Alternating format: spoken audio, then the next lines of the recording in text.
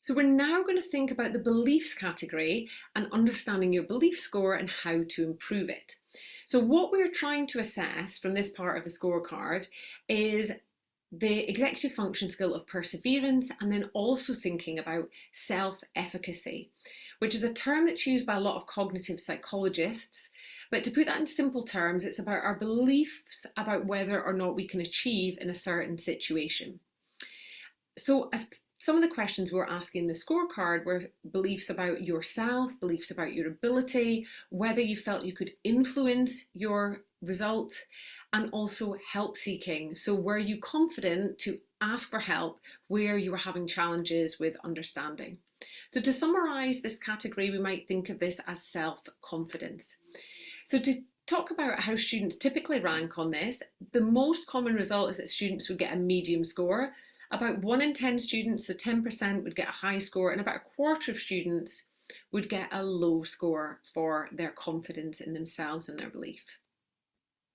So we're now going to think about how we can improve that, and I'd love you to go back to your worksheet. We're going to think now about box 4 in this worksheet, and I'm going to invite you to think about 2 beliefs that you will need to have in order to achieve your academic goals.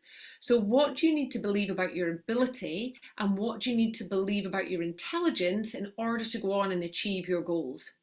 And beliefs are often things that run under the radar. These are often things that aren't really talked about.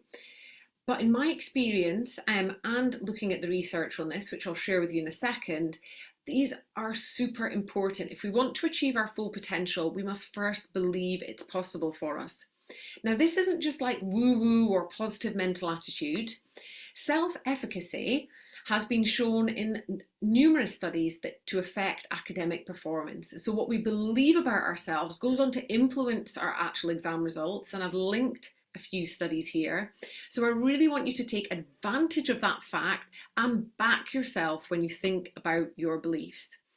So I'd love you to pause this video and think about what you need to believe about your ability and your intelligence.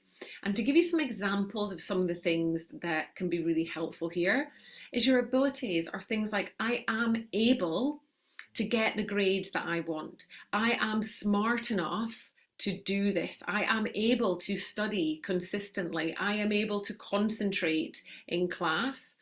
I have the intelligence I need to get the grades I want. So these are the kind of things you might want to think about. I'd love you to pause this video now and complete that box.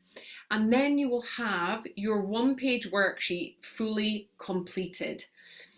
The next step from this is to take it, pin it up somewhere you are going to see it every day. And this is because in my experience, students who have their goals front and center, they've got them somewhere they can see them on a daily basis. This is the foundation of all success and improvement, is that we know what we're aiming for and we're focused on it, and we're reminding ourselves regularly about what we want, why we want it, the behaviors that we need to achieve it, and importantly, when that negative self-talk or self-doubt creeps in, the beliefs that we need to hold in order to make that possible for us. So I'd love you to have a go at this, and then you will also see under this video an opportunity to book a 15-minute chat with me. If you want to book a chat, there should be an option to do that somewhere around this video. If you can't see that, you can go to my website, book some time with me if you feel it's helpful to follow up or discuss with me or get some advice on this goal digger sheet, or indeed whether actually you're inspired and you think, oh, I'd love to work with Rachel more as part of our community or on one of our programs. Obviously, it'd be great to have a chat about that too if you think that would be helpful. I hope you found this video series good and useful. Take care, good luck, go on and ace your exams.